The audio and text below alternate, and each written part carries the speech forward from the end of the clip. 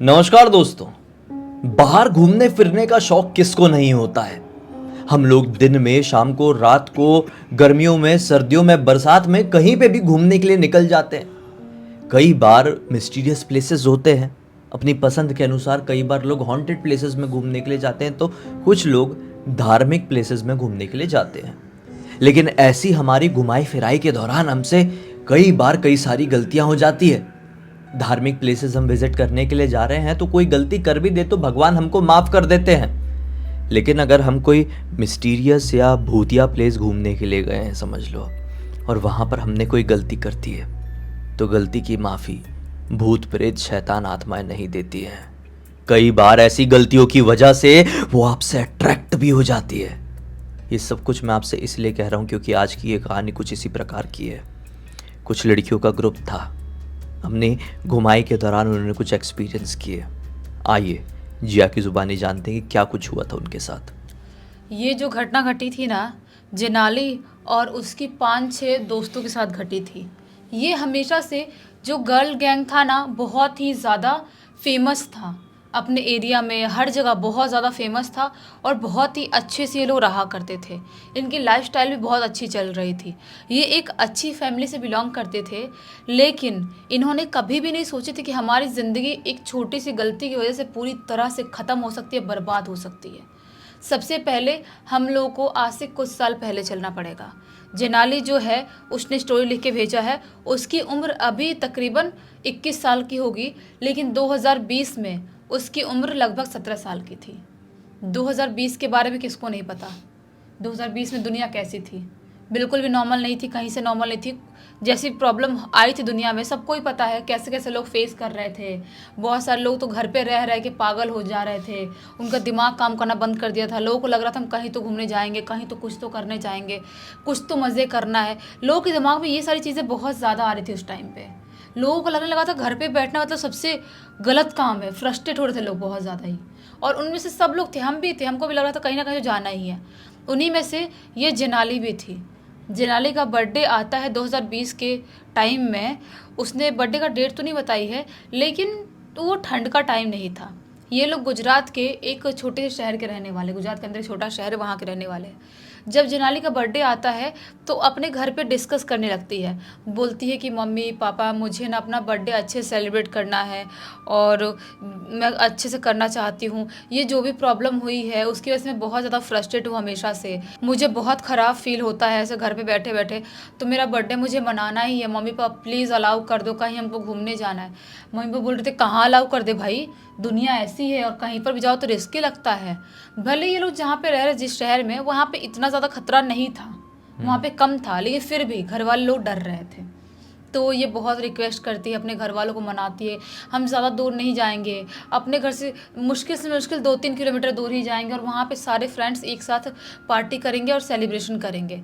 तब जेनाली के घर वाले अग्री कर जाते हैं, रेडी हो जाते हैं, बोलते हैं ठीक है कोई बात नहीं, हमारी बच्ची इतने प्यार से इतना रिक्वेस्ट कर रही है। अब जेनाली का मेन मकसद था अपने दूसरे दोस्तों को मनाने का, और वो तो मान ही जाएंगे ऑलरेडी, वो क्यों नहीं मानेंगे घूमने जाने से, लेकिन उनके घर वालों को मनाने का। जेनाली के फ्रेंड्स कौन कौन है मैं नाम बता देती हूँ। एक का नाम रिचा है, एक का नाम प्राची, एक का नाम रीना। तो इतने सारे उसके फ्रेंड्स थे। उनमें से 1-2 लोगों का नाम भी मिसिंग हो रहा होगा, क्योंकि बहुत सारे 6-7 फ्रेंड थे इसके सब मिला के। तो ये अपने उन फ्रेंड्स को बोलती है कि अपने घर पे बात करो, मेरे बर्थडे सेलिब्रेट करेंगे, और अपना ग्रुप तो हमेशा से इतना फेमस है और तुम्हारे घर वाले मना भी नहीं करेंगे, उनको पता चलेगा कि मेरा बर्थडे सेलिब्रेट कर रहे हैं। तो ये लोग भी जो फ्रेंड्स थे अपने घर पे बात करते हैं और इनके घर वाले भी मान जाते हैं।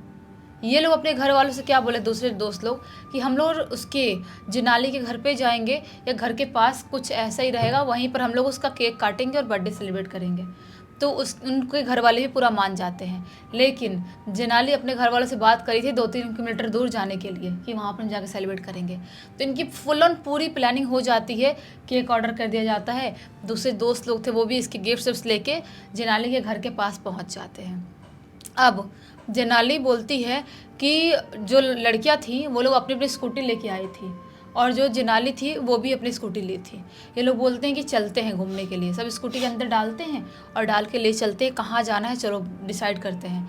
ये लोग मस्त अपनी स्कूटी निकालते हैं और अपनी सुनसान गलियों से रात के यही 8:30 8:15 बजे करीब निकल जाते हैं।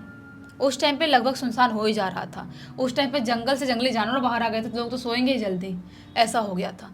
तो ये लोग अपनी स्कूटी से निकल गए हैं। मस्त 6-7 लड़कियां हैं, मस्त अपनी स्कूटी चला रही है, ढूंढ रही है कोई तो लोकेशन मिल जाए, कोई तो ऐसा प्लेस मिल जाए जहाँ पर बैठ के मस्त पार्टी करें, मस्त इंजॉय करें। और घूमते घूमते हाईवे से जाते जाते 3 किलोमीटर के बाद इनको एक अलग सा एरिया दिखाई देता है, जहाँ पर ये लोग बचपन में अक्सर खेलने आया करते थे। वो एरिया ऐसा था कि एक थोड़ा सा ग्राउंड टाइप था, ग्राउंड है और वहाँ पे एक कुआं है, जो कुआं कवर तो है ऊपर से, अच्छा खासा कवर करके रखे हैं, कुछ जाली जाली टाइप लगा के रखे हैं। और उस कुएं के पास ऐसा चबूतरा बना हुआ है पत्थर का, तो उस सोचते हैं कि उस चबूतरे पे केक रखते हैं और वहाँ पे मस्त कैंडल लगाते हैं और सेलिब्रेट करते हैं। ठीक है। तो ये लोग अपना सब सेटअप वहीं पर लेके चले जाते हैं, कुआं के चबूतरे पे केक रखते हैं, उसके बाद थोड़े बहुत बलून लगाते हैं कि थोड़ा डेकोरेशन करेंगे, थोड़े बहुत फ़ोटोज़ निकालेंगे, कैंडल लगाते हैं, मोबाइल के फ्लैश लाइट लगाते हैं थोड़ी रोशनी के लिए। रोशनी वैसे थी थोड़ी, रोड की रोशनी थी, लेकिन कुछ ज़्यादा अच्छी फ़ोटो के लिए अच्छी रोशनी चाहिए। ये सारी चीज़ें करते हैं। उसके बाद ये लोग फ़ोटो शूट करते हैं केक के साथ, जिनाली के साथ, मस्त अपने मोमेंट को एंजॉय कर रहे थे।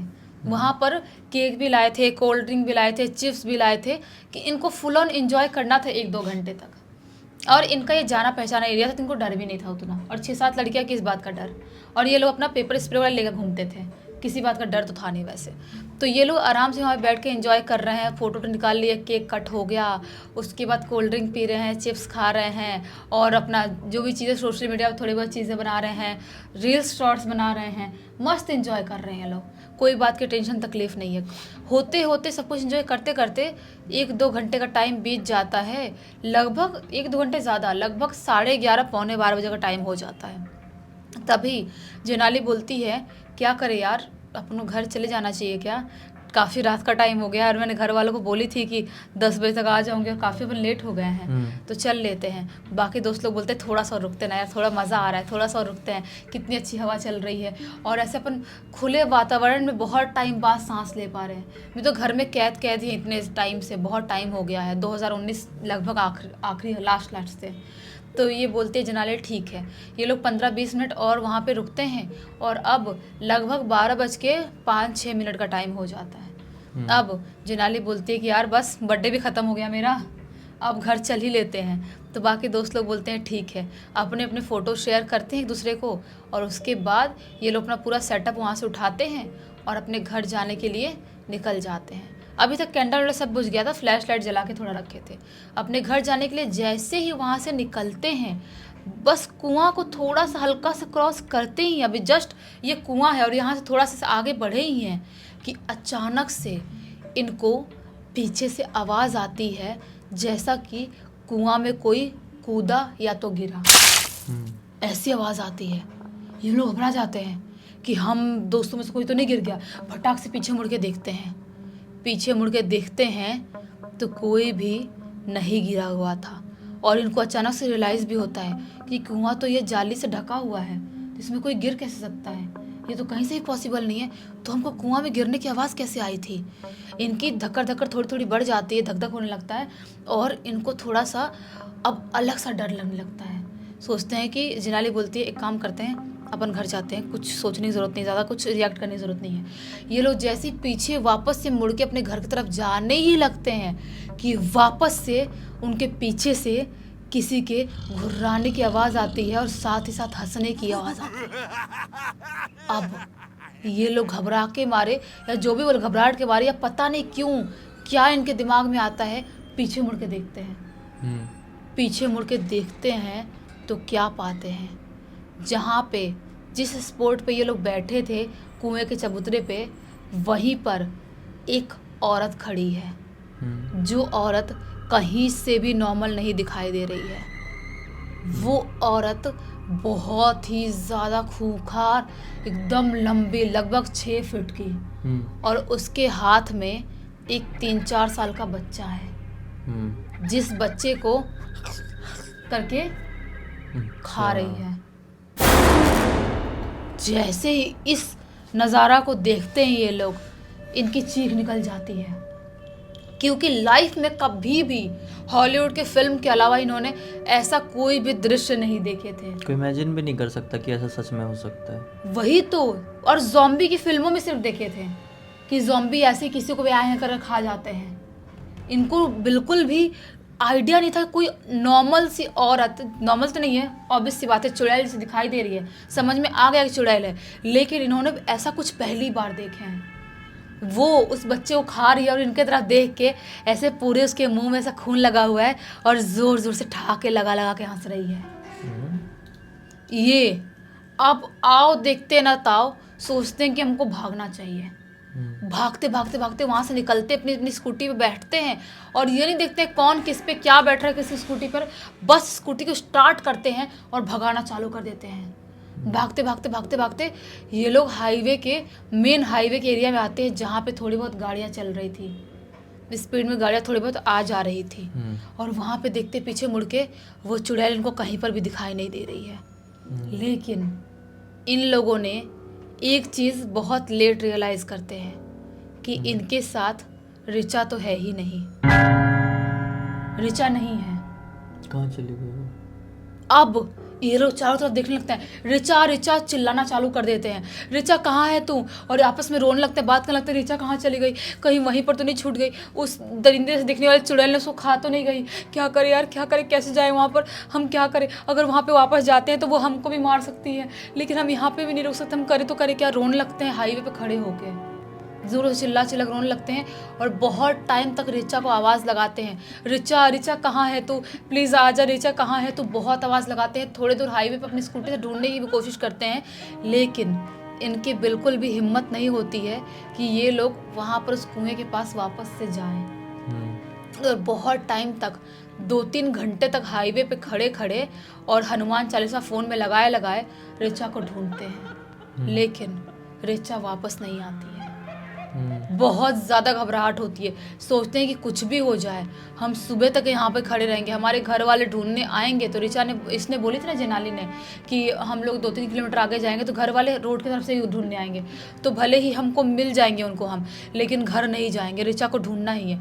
ये स्कूटी में वहीं पर खड़े रहते हैं, बैठे रहते हैं, हनुमान चालीसा लगाए हुए हैं, अब रात भर भगवान का नाम लेते लेते रिचा को ढूंढते ढूंढते पूरी रात बिता देते हैं। सुबह का टाइम होता है, थोड़े बहुत लोग हाईवे से उनको जाते हुए दिखाई देते हैं, उनसे हेल्प मांगते हैं और ये उस कुआं के पास जाते हैं जहाँ पे रात में इन्होंने पार्टी किए थे। उस कुआं के पास जाते हैं तो क्या पाते हैं कि वहाँ पे रिचा है ही नहीं। उसके आसपास के और भी बहुत सारे एरिया में देखने की कोशिश करते हैं, लेकिन रिचा कहीं पर भी नहीं थी। कुआं के अंदर झांकने की कोशिश करते हैं, कहीं पहली आवाज़ जो आई थी रिचा तो नहीं गिरी थी, नोटिस नहीं किए थे, लेकिन रिचा कहीं पर भी नहीं थी।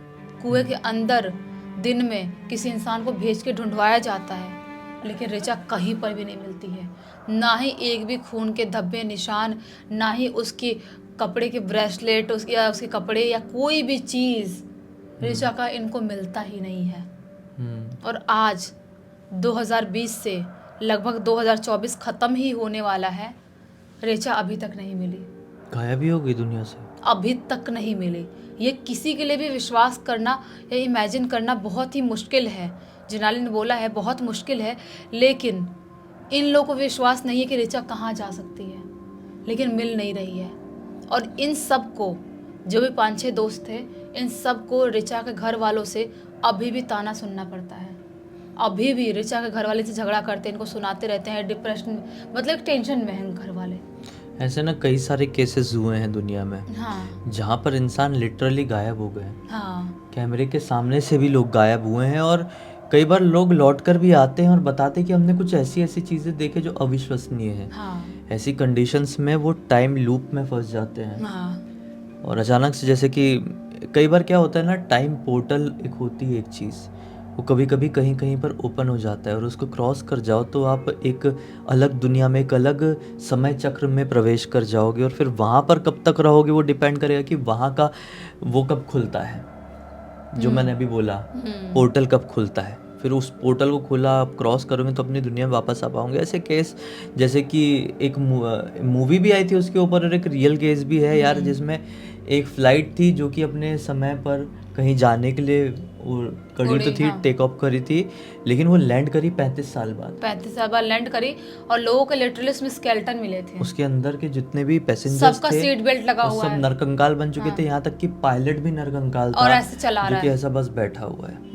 एक और केस हुआ था जिसमें एक फ्लाइट में एक आदमी, अलग ही कोई दुनिया से आया हाँ नहीं दुनिया इसी वो तो वाला तो अलग केस हाँ। है। ये वाले केस में वो पैरेलल यूनिवर्स वाला केस है, तुम जापान वाला जो बोल रही हो। हाँ। और ये वाले में क्या हुआ था, एक पायलट था, वो अपने कुछ 35 लोगों का छोटा फ्लाइट लेके कहीं से निकला था, और जब उसने लैंड किया तो शायद वो आयरलैंड था कहीं पे। हाँ। आयरलैंड में वो लैंड करता है और लोग बोलते हैं, उसके प्लेन को देख के तो सब हैरान हो गए कि अरे ये कौन सा प्लेन है, आज के टाइम पे ये प्लेन बनता है क्या।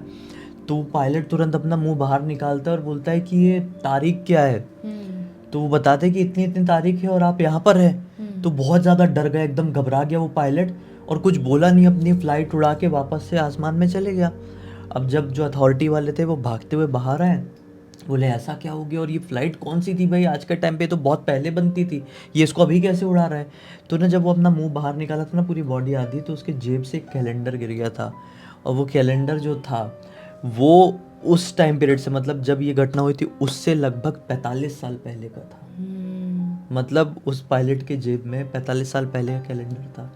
और जब रिसर्च की गई तो वो वाली फ़्लाइट भी उस समय से 45 साल पहले बनती थी, और अब 45-50 साल पहले, वो 45-40 साल पहले वो बंद हो चुकी थी। तो हो सकता है कि ऋचा को भी डर के मारे किसी वैसे ही हाँ यूनिवर्स में या लूप में चली गई है। बस भगवान से हम प्रे कर सकते हैं कि ऋचा अगर ठीक हो तो वापस आ जाए। सही बात है। इस घटना की जानकारी किसने दी, तुमने ये उसने जेनाली नहीं दी है। जेनाली नहीं दी। चलो उम्मीद करते हैं कि आज की इस कहानी के जरिए आप लोग एक बहुत अच्छी इन्फॉर्मेशन, एक अलग ही मनोरंजन मिला। तो इसी के साथ इस वीडियो को अब खत्म करते हैं। अब तक देख लिए थे तो लाइक ज़रूर कर देना, चैनल को सब्सक्राइब करके बेल आइकन दबा के ऑल के ऑप्शन में क्लिक करना, क्योंकि इसी तरह के हैरान कर देने वाले खौफनाक वीडियोस डेली आप लोग के सामने लेके आते रहते हैं। इंस्टाग्राम की लिंक इस वीडियो के डिस्क्रिप्शन बॉक्स में जाए, क्लिक करके डायरेक्टली वहाँ पर पहुँच जाना। और इस तरह की कोई भी कहानी, टॉपिक या जानकारी आप लोग के पास भी है तो लिख भेजना, हो सकता है हमारा अगला वीडियो कल आपके हिसाब से बन रहा हो। तो चलिए कल फिर से मिलते हैं, तब तक के लिए बहुत बहुत धन्यवाद। आपका दिन शुभ हो।